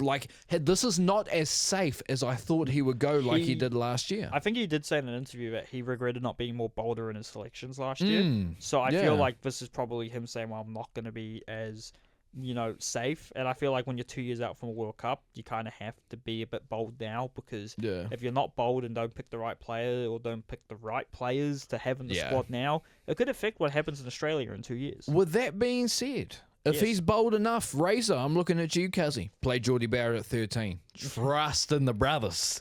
Trust in the brothers. I've got a quick question, and I'm going to go first. Yes.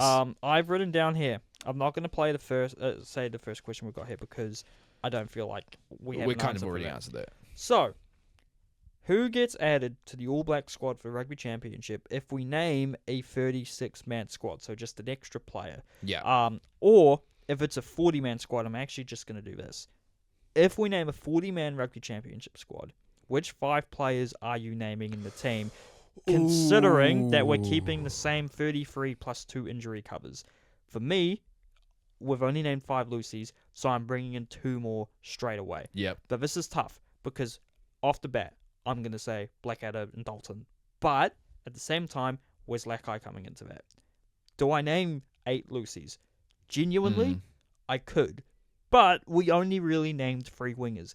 We named only Clark, Reese, Narawa. We need another winger. So I would be bringing in 2 Lucies and a winger. Yeah. My other winger, this is tough. It could be Leroy Carter. It could be Shafi Haki if he played more before his injury. Yep. Caleb Tangito. It's very tough. It won't be Mark Talea, unfortunately. I would bring in Mark Talea, but they're not going to select him. No. There's no point saying that. So I'm going to say I'd bring in another winger, and I would go with Shafi Haki because I think he's more highly rated in the current selectors' books than Leroy Carter. Yep. Although he's had a fantastic season, I think Vihaki will get in over Carter. The Lucies. For the same logic I just used for Talea, I'm not going to name Blackadder. Supposedly. Because supposedly he's off to Japan. If that is the case, then I'm picking Dalton and Lackey. Easy. But if Ethan is not moving to Japan and he's staying, then that puts me in a very difficult predicament because I would want both Ethan and Dalton in the team, but I have been very vocal in saying do not drop the ball on Peter Lackey. So I would name Lackey and I would pick between Blackadder and Dalton. Yeah. And I would probably go with... this is tough because Leo Willie's obviously covered for Jacobson, so technically Leo Willie would be out of the squad, but then he'd probably get in over the guys who weren't named to begin with. Yeah.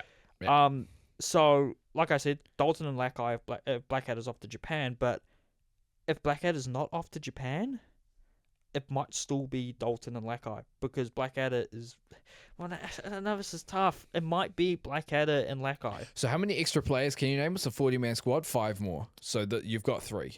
I only named 3. Shit. Yeah, you only named a winger and 2. Why did I only 2 loose forward? Why did I only name 3? Oh god. So here's the thing: you've got 5. If you want 5. to, you could bring Blackadder on the squad. Yeah, Blackadder, Dalton, Lackey, and then Fihaki, and then I am gonna go kind of bold here, and I feel like this is just parroting a lot of Crusaders fans, and Chiefs fans, but I would go for one of the young 10s just because we have that extra spot. We have that extra spot. Bring in one of the young 10s. I'm not going to choose between the 2, either Josh Jacob or Rivez Rihana. One of the 2. I'd bring in one of them. I'm not going. All right. I'm not going to. I'm not going to specify who. I'm not going to take an extra prop, an extra hooker, an extra lock, an extra scrum half. Yeah. Or I've already got 4 wingers now. I've got 2 fullbacks. We're good. Yeah. That's what I would have... And I can't name any more centers because we already have 6. So that's what I would have done. I would have taken one of the new 10s. I'm not going to tell you who because I couldn't tell you. And then I'm taking Lackey, Dalton, Ethan, and I'm also taking Shafiaki. Who are you taking? So, I am going to say... So, I'm going to... See, so it's 5. I'm putting Dalton there straight away. Yep. I think he's got to be there. If you're going... Next man up. So next man up. If Ethan Blackadder, before that, I'm picking Dalton, Peter Lackey. Those are my 2 laters. Now there was a few guys that they put there that weren't considered because of injury. Tungafasi, Darry, I think was one of them. I'd maybe consider Darry, but I don't feel like we need more than 4 locks. No, I'd maybe I don't either. If Ethan is going to Japan, I'd replace him with Darry. But okay, that's what I do. So I'm going Dalton. I'm going Lackey. I'm going to go Fihaki. Yep. Because I think that's a razor selection there. Yep. But I am going to chuck Leroy Carter in there as well. Fair enough. I think we're going to have 2. I mean, you've got Nadawa, who's injury cover. He's on the squad. Yeah. You've got Caleb Clark and Sevu Reese. Sevu Reese. Look. The intangibles are there. Yeah. They always have been. Yep. But I think when it comes to All Black games, he does too much. I think he does way too much. So I think that's why he was been taken, really since 2019. He's either missed out on the squad or he's been outplayed by Mark Talea, his own teammate, Will Jordan. Caleb Clark last year and Mark Talia as well. So, look, I hope Sevu Reece can get it right by 2027 because I think he's staying until that point, personally. Yeah. So I've got Shea Fihaki, Leroy Carter. I don't think we bring in one of the young tens, personally. So I'm going with those two. I'm going Dalton. I'm going Lakai, and do you bring in Blackadder or do you bring in someone else? See, that's the thing, right? If Blackadder's going to Japan, I personally stuff it. I'm going to do it.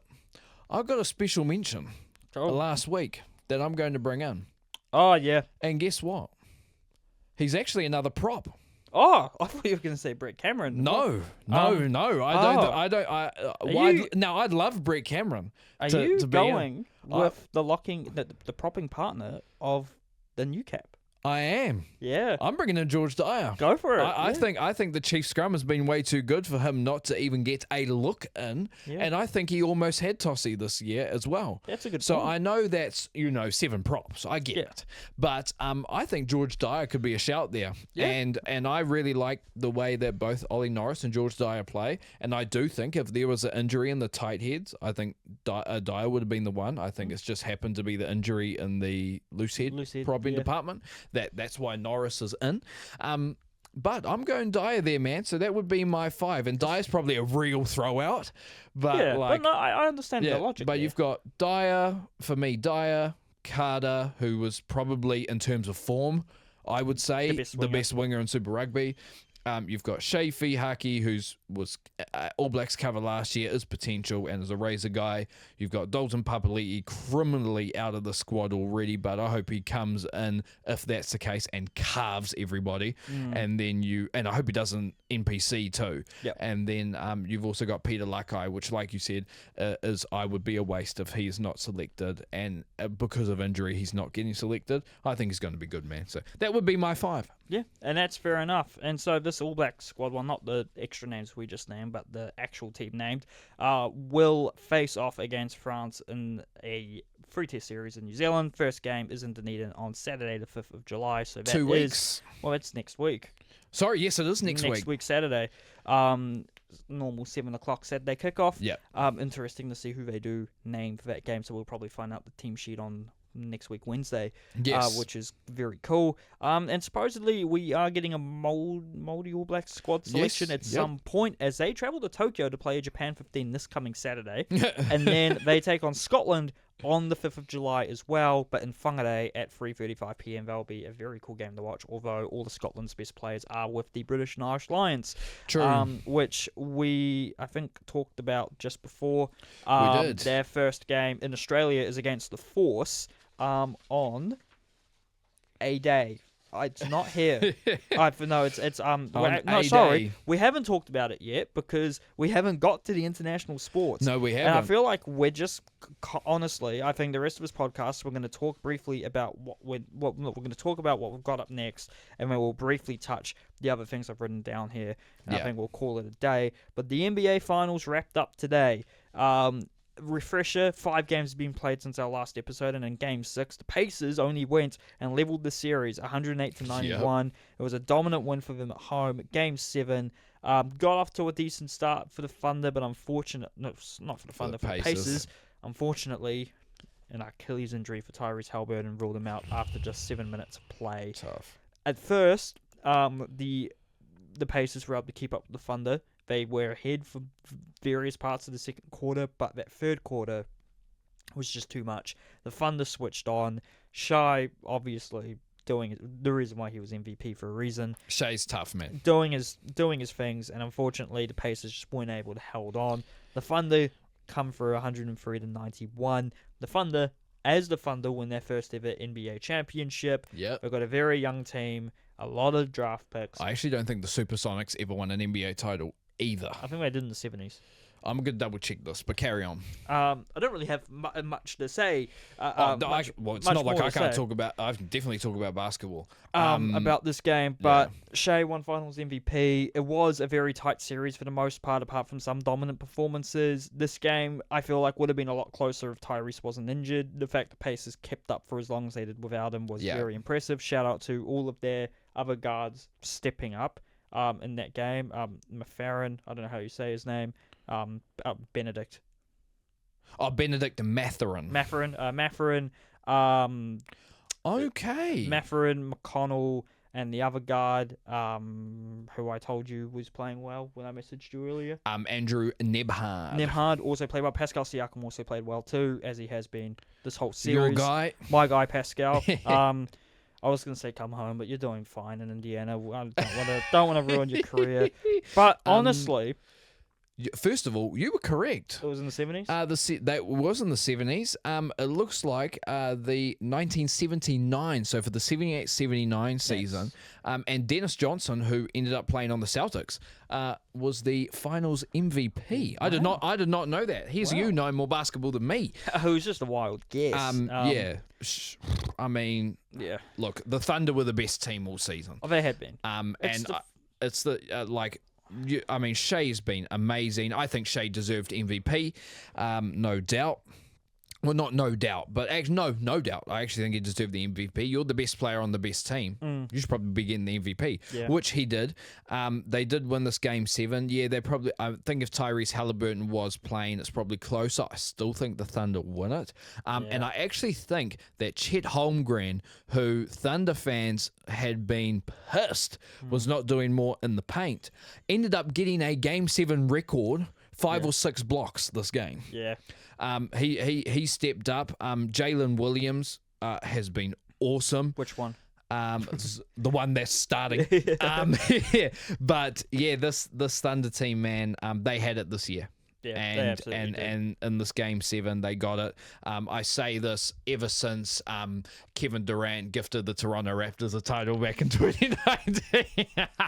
Hey, I thought they'd get him. He wasn't the only injury too. No, so sorry. I mean an Achilles and a knee gifted the Raptors a title. No, the Raptors earned that, well deserved. How have you won 4 titles in the last 10 years and you're still salty? It's 4 titles in the last 8 years. Thank you. Oh, sorry. Was 4 and 8 years. Well, should have been 6 and 8. To be fair, I'm not salty about that. It just riles you up, so I keep doing it. No, but it riles you up when I bring up when we won it. So but no, it goes both ways. No, fair enough. But look, when it comes to a calf injury, man, that next step is an Achilles, and we had a conversation. Let's call it off screen now that we've got a camera. Man. An Achilles tear, an Achilles rupture is the worst injury you could get as an athlete. It honestly, and now I know that there's players that have been like collapsed and died on the court and field and stuff like that, but you get my point. The Achilles is the worst injury you could get. Barely anybody comes back from it. 2 people I can think off the top of my head that came back and were still, let's say, an all-star level. Dominic Wilkins back in the days, and also Kevin Durant. But Kevin Durant also ruptured his Achilles probably at the right time of COVID. So we got all of that gap there to be able to rehab it back, and then he came back to play. But yeah, that's tough for Tyrese. It's going to mean he's out for the entirety of next year. Ruptured Achilles is tough to come back from. But man, he was awesome for the Pacers. I can't lie. He was awesome. That Pacers team, incredible run. He'll be back with to a Game 7. He'll be back with a vengeance. But I think this injury has possibly, pushed that Pacers title window out. Maybe it may have, man. Because I don't know, in 2 seasons' time, all the pieces of that puzzle are still going to be there performing at the same level. Although a lot of their guys are young. But it'll be interesting to see. The Pacers, it's funny. The Pacers are known as a very conservative organization, not in terms of values, I mean in terms of buying players. But they found this core group and they've re-signed a lot of them back. So hopefully they can. But I guess the question really is, from now, look, the Thunder won the title this year. Does this almost establish that a Thunder dynasty is going to happen? Do the Pacers have another run in them? Or is there another team that's a clear contender for next season? I'm going to ask this guy first. what do you think happens from now? Because this, to me, this was the most, besides, of course, my Warriors in the finals, of course, this was the most entertaining NBA finals there's been in a while. Also, if you can hear a sound, there's a helicopter going over our house because we're hiding drugs. No. Dylan, we can't joke about that. No, I don't know why, but anyway. But in saying that, what do you think? Does the Thunder have a dynasty from now? What happens with the Pacers? Or do you think there's another team that's on the come up? We've just witnessed the first of a Thunder 6-peat. Oh. I said it. They've won the title. I think that's the hardest thing to do when you have a very young, studded team with a whole lot of assets who look very good and on paper are brilliant. The hardest thing you can do is actually win the title. Yeah. Because if you don't get in the habit of winning, you just won't win. The Thunder have won now. They've won with Shea. They've won with all their guys. They have so many draft picks and so many guys they can flip for other players to keep the squad under the cap and keep new faces coming in and supplementing the squad. I think they're going to be very unstoppable until Shea is in a walking chair. So I think that this is the first of a dominant Thunder dynasty. I don't know if it probably won't be 6 in a row, let's be real, but I don't think this will be the last. I do think there will be continued pressure from other teams around the comp. Obviously, if the Pacers can get everything back together, for sure them, the New York Knicks, the Boston Celtics out east, the Orlando Magic specifically as well, look very scary too. Especially since they just traded for Desmond Bain from the Grizzlies. And then out west, you obviously have Anthony Edwards on the Minnesota Timberwolves. The Warriors will always find a way to be relevant. The Lakers have obviously a more shorter window, have LeBron and Luka. Can they make that work? It'll probably have to be next season, but we'll see. Yeah, agreed. You have, the Dallas Mavericks. I know lost Luka, but they've got Anthony Davis. They've got Kyrie Irving. They're going to have Cooper Flagg after the draft, I'm pretty sure. You'd presume. And then you also have the Houston Rockets, which we're about to talk about, because they made a very interesting trade this morning. Almost overshadowed Game 7 itself. So yeah, I think this is the start of a Thunder dynasty, maybe similar to Warriors, where they don't win every title in a row, but they consistently win the most in a 5-6 year period. The 6-peat is a joke, but also not at the same time.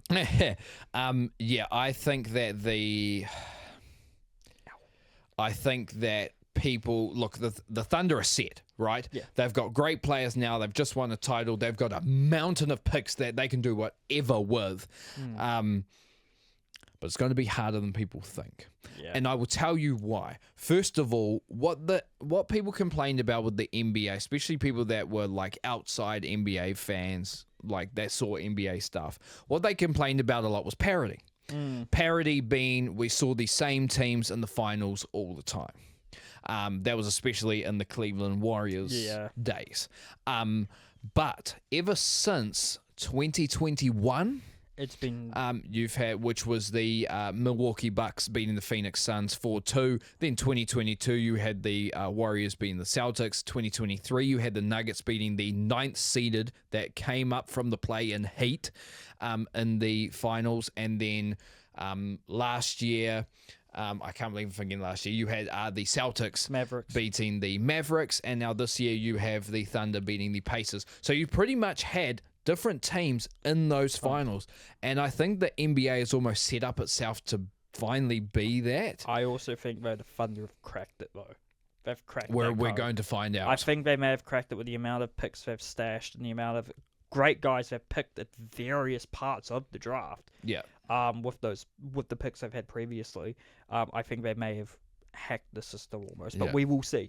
Yeah. We'll see next year. Do I think that the Thunder is going to be a dynasty? Has the potential to. Yes. I don't think it's not. I don't think it will be. I do think they'll win titles, maybe another title or two. I'm not sure it'll consist a dynasty, if you get what I mean. Like, they're not. I'm not sure they're going to consecutive NBA finals. I'm not sure of that because look, the league is, man, there's young talent really, which is awesome. There's young talent everywhere. Yeah. Is Anthony Edwards and the Timberwolves going to sort it out there? You know, if LeBron wants to win another title, I think it'll have to be next year. Yeah.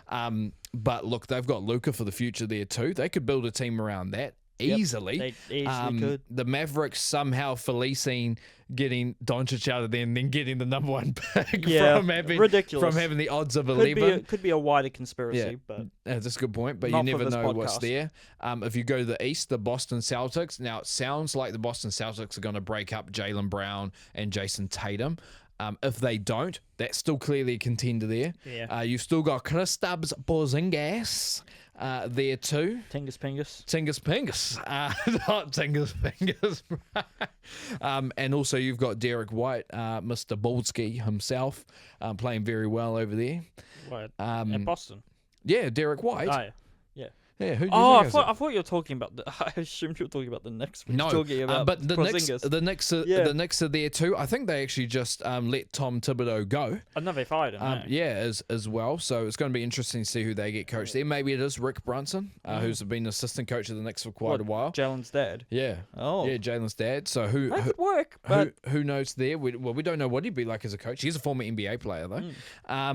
Man, you've still and also there's a team you didn't mention. Cleveland.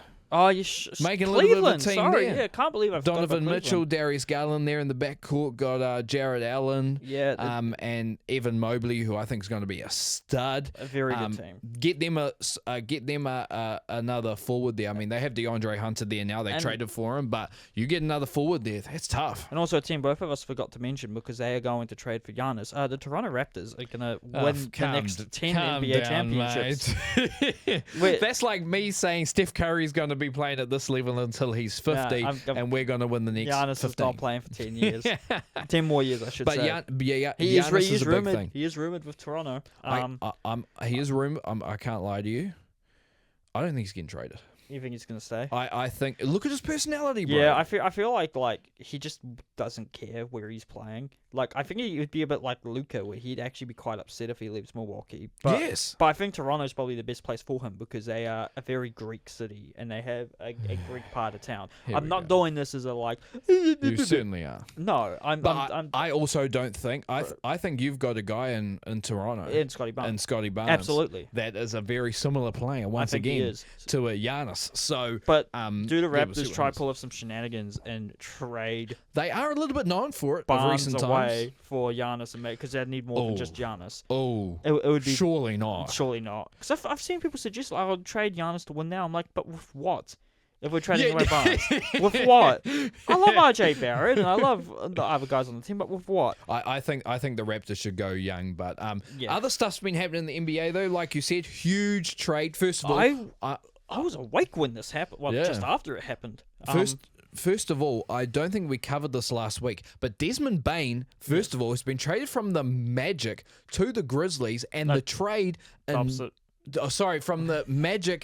Grizzlies to the Magic for Cole Anthony, picks, and someone else. Yeah, and it's not only is it picks, it's like 4 or 5 unprotected first round picks. It's insane for Desmond Bane, although Desmond Bane is very good. He's very talented, but it's a massive price to pay. But I think the Magic kind of have quite a few assets themselves. They have a lot of good young studs they probably didn't want to trade, like Wagner and. No, it's not Wagner. Yeah, so Franz Wagner, who's awesome. Wagner, you're not going to trade Banchero, of course.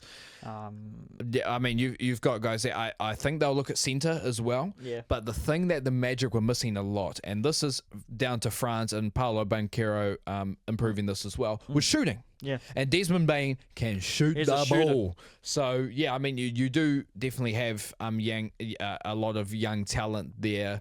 But Franz, Wagner, and Paolo Banchero being the big ones, but they needed shooting and they got shooting. I think they got fleeced by the Grizzlies with those 4 unprotected first round picks, because if it doesn't work out and they go back to being a bad team, all those picks are unprotected and they lose them all. But hey, you got to take the risk sometimes. You got it.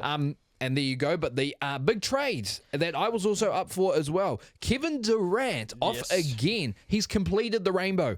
He's been traded from the Phoenix Suns to the Houston Rockets for Jalen Green, Dylan Brooks, the number 10 pick in this year's draft, and 5 second-round picks. Yeah. And like you've said here, the Rockets did manage to keep a lot of their young talent. I mean, Thompson, Alperen Sengun, Jabari Smith Jr., who I think was excellent off the bench against the Warriors in the first round. Tari Eason was great as well, and Reed Shepherd was their first-round pick this year. And yeah, to really only lose one first round is pretty good from the Rockets there. Overall. Here's the thing, right, with Kevin Durant. Let's be quick here. Kevin Durant's Kevin Durant's a gener. No, we're looking at this time. Looking at the time. I'm not being rude to Dylan. What buggery is going on? I want to get up early tomorrow as well. Yeah. I need to have my dinner. You need to get up early. Yeah. I've got to be at work at 5:10. Oh, I know. I just need to be awake at 5. Anyway, Kevin Durant's a generational talent. Clearly he's one of the greatest scorers of all time. Kevin Durant, though, is the type of player that you put onto a great team that makes that great team greater. And actually, before I even say that, now James Harden, Russell Westbrook, and Kevin Durant have all played for the Rockets. Yeah. Pretty After crazy all being there. Teammates at the Nets, right? No, somewhere else. Yeah, so Kevin Durant makes a great team greater, but makes a good team great. And great sometimes isn't enough to win titles, which is crazy. Jog my memory here. Was Durant at somewhere other than the Nets and the Suns? The Warriors. No, after the Warriors. No. Was it Nets and Suns? Why do I feel like he was somewhere else? No. It was Nets. I'm pretty sure it was Nets and Suns. Yes, because he went to the Suns around the time. I'm pretty sure they either they just let Chris Paul go and he signed. Traded to the Warriors. Yeah, double check that anyway. But pretty sure it's just like for some reason I thought he was on another team, like this, not the Sixers. But I was like, why can I picture him in like a white jersey? I'm like, yeah, it's a good point. Which is in Brooklyn. Well, you look it up. But yeah, Kevin, look, is this Rockets team enough of a great team to make Kevin Durant to come on it to make it greater and push them over the edge for a title? I think it could. After re-looking at this trade after first seeing it this morning, I think actually no, this is actually quite a good deal. They just have to hope that everyone blends together and he is what they're missing. Will they miss Dylan Brooks's effort as a role player? Jalen Green obviously is a great young player, but he was on a pretty expensive contract for the Rockets. To the point where the Suns are looking to. He's not going to be at the Suns. The Suns are going to move him on for someone else, which is probably good business from the Suns because they can't rock with 3 shooting guards. Like Booker, Beal, and Green. Like no, they can't. Great guards, but you can't have all of them on the as a big three. I think if you're the Suns, though, you probably hope you'll be able to trade away Bradley Beal, but you're not going to be able to. Nobody's going to take on that contract. So I think in an ideal world they'd trade both of them, but I think they'll only get to trade Green. Yeah, fair. And they'll have to hold on to Beal. But it's. I reckon it could. I don't think it's like. I think it easily could, but it easily couldn't because the last 2 big trades Kevin Durant's been involved in were supposed to transform teams, and he came out without rings. Obviously, Brooklyn, he was traded injured and was injured for a lot of it, and then the Phoenix Suns wasn't in the NBA Finals when they made it recently. No, he wasn't. He was with D Book, Bradley Beal, and a whole bunch of other good guys, but they just couldn't pull it off. Just pulled it off. So do I think it pushes Houston over the edge? I think it pushes Houston over the edge as title contenders. Yes, but I'm not sure it wins them a title. They're not the favorites. And look, it will depend a lot on the development of the 3 guys we've mentioned. Amen Thompson, who did play great. Yes. Alperen Sengun, who was I think a deserved All-Star this year, which he was, and then Jabari Smith Jr. It's going to those 3 guys. If those 3 guys can continue to develop, then maybe it does push Houston over the edge. But I'm not going to say that until I see how those guys develop for next season. Yeah. But is Kevin Durant a generational player? Absolutely. Is he a great scorer? Absolutely. Does he make your team necessarily better? I'm going to go out on a limb and say For the last 2 teams he's been on, I don't think it necessarily does. No, but it depends. Depends on the team. It is. And could this be the difference? We have to find out. We have to find out. We will quickly mention this. NBA draft starts on the 26th of June, which if I check the dates today, it is currently when we're recording the 23rd. So this is going to be on Thursday.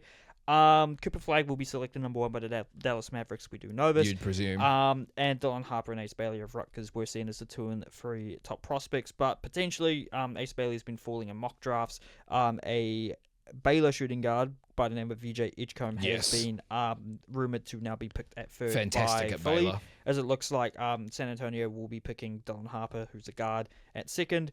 So it'll be interesting to see what happens. We'll talk about this next week. If Flagg and Harper don't get selected 1-2 to those teams, I'll be very surprised. And there's still the possibility the Spurs trade that second pick, but I think it's getting too late for them to trade I don't know who you trade for if you're the Spurs. The reason why Ace Bailey's been falling is because he actually cancelled his workout with the Philadelphia 76ers. That's a bit of a red flag. That's quite the red flag. I don't know why you would do that. Yeah. But anyway, look, like you said, look, I don't think the Spurs need help at guard at all. No. You've got Stephon Castle, who was the latest rookie of the year. You have De'Aaron Fox down there as well. I think they need help at forward, and I think Ace Bailey would have been perfect for it. VJ Edgecombe, more of a guard as well, but is a fantastic player. So I could definitely see him going 3 to the 76ers to team up with Maxey in Philadelphia. Yep. But I guess if you're going best player available, which I mean, you never know what could happen. And Dylan Harper's a fairly tall guy. I think we're talking a 6'6", 6'6" guard, which is huge. Then and the NBA basketball in general is going towards a smaller game. I could absolutely see them going 1 and 2. That 3 spot is now open with Ace Bailey throwing up red flags. Yeah. But I still do think Ace Bailey will at least be in that top 6. I would think top 7, if he falls, happily have him Warriors, mate.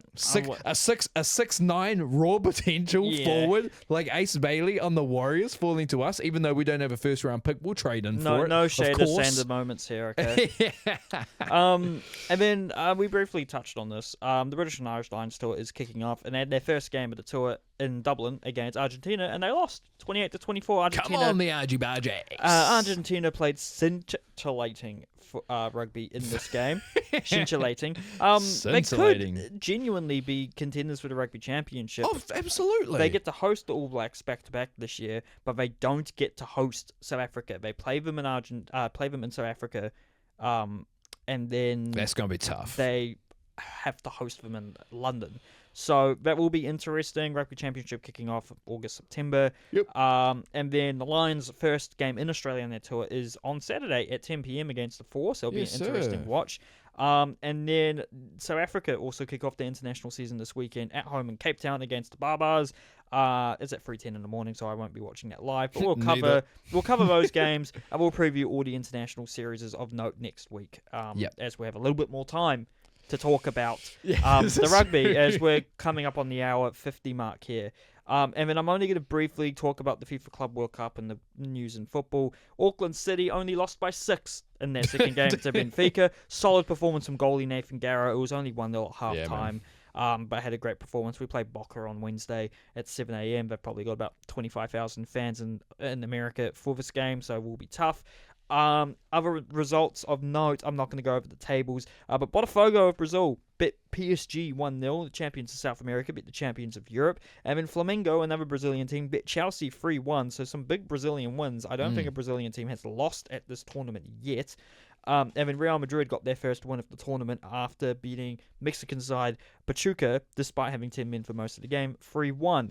And on the transfer sides, Florian Wirtz to Liverpool is all confirmed, 125 million euros. Jeez. They're also expected to sign Milos Kerkez any day now. Martin Zubimendi to Arsenal should be confirmed in the next coming days. Liverpool are now linked with one of the best young strikers on the planet, in Hugo Ekitike of Eintracht Frankfurt, and also with centre-back Mark Goy of Crystal Palace. They signed those two guys. That team looks pretty unstoppable in the Prem. It's over, although Man City have signed the likes of Reindeers, Cherki, and Ainori, which is a very good haul in their own right, and have a very good team. Other rumours, Victor Gyökeres continues to be linked to Arsenal and Man United. Brandon Buemo linked to Man United and to Spurs. Be interesting. Obviously, his Brentford manager Thomas Frank has gone to Spurs, so would be a nice link up. Nico Williams apparently has agreed a contract to Barcelona, but Bayern are apparently trying to make a last-minute push for him. Paul Pogba is returning to football via Monaco, it looks like. He's never actually played professional football in France, so he only ever played academy ball there, so first time for everything. And then Anthony, infamous Man United winger, linked with a permanent return to Real Betis, or the Italian side Como, who are big spenders. I think they've got fancy owners. They're coached by Czech Fabregas. Would be very interesting to see him there. And I do have more international rugby down here. The French top 14 final is this Sunday. It will be between Toulouse and Bordeaux. No Toulon means no less the final Nuku. So I noted that in case he did get named in the All Blacks, which he didn't. But we could see him in the Rugby Championship squad. Both of us didn't mention him. That's a good point. And then UFC this weekend, New Zealand's own Kai Kara France in the co-main up against flyweight champion Alexander Pantoja of Brazil. Huge opportunity for Kai. If he can become a Kiwi champion, that would be absolutely awesome. The main event is Ilia Topuria taking on Charles Oliveira for the vacant lightweight championship, as that was vacated by Islam Makhachev, who moved up a division.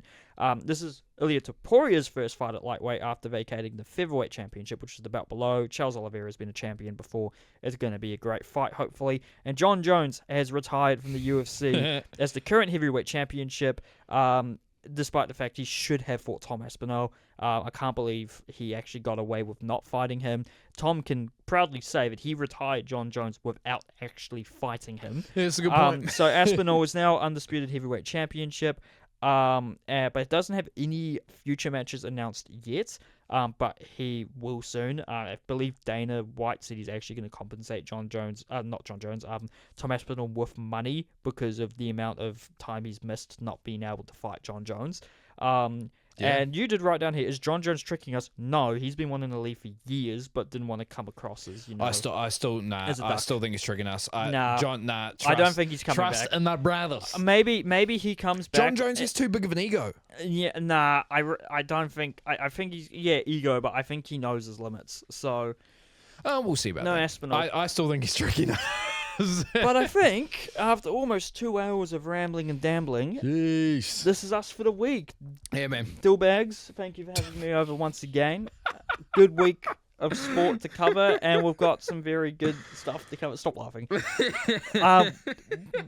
We've got stuff to cover next week. No, you didn't just call me that. That's a common nickname for Dylan. No, it's not. Yes, it is. Only one other person has I've heard. Shout out to Lee. I've heard other people say Dillbags. Oh man. Yeah, you.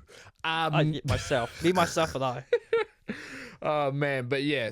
Thank you so much for listening. We're looking forward to covering the international rugby as that gets into it. Yes. But with that being said, go and follow us on all the socials. Got to mention that earlier. Yeah. That's a good point. Follow us, CouchSide.net. We're starting to get more reels up now that we've got the camera, which can I just say, it's been awesome to see what's been going on those in terms of views and stuff like that. And that's comments. Awesome. Feel free to leave some comments, man. Like, if you want to, I'm going to say respectfully challenge us on something, happily go and do it. Go for it. But yeah, thank you so much for listening, for watching, for tuning in.